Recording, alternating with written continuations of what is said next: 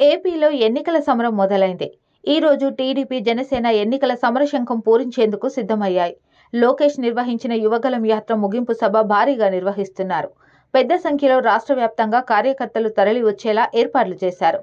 ఈ సభలో చంద్రబాబు, పవన్ కలిసి పాల్గొనాలని నిర్ణయించడంతో అంచనాలు పెరిగాయి.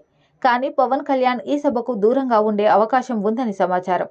ఈ సాయంత్రం విజయనగరం జిల్లా పోలిపల్లి వద్ద నవశకం సభకు టీడీపీ భారీ ఏర్పాట్లు చేసింది.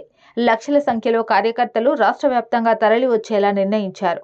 లోకేష్ నిర్వహించిన యువగళం యాత్ర ముగింపు సభను నవశకం సభగా నిర్వహిస్తున్నారు. ఈ సభలో చంద్రబాబు, పవన్ పాల్గొనాలని నిర్ణయించారు.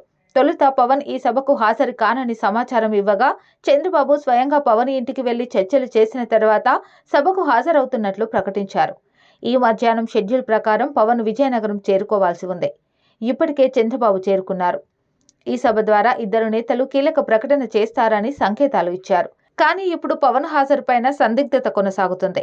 పవన్ కళ్యాణ్ జ్వరంతో బాధపడుతున్నారు.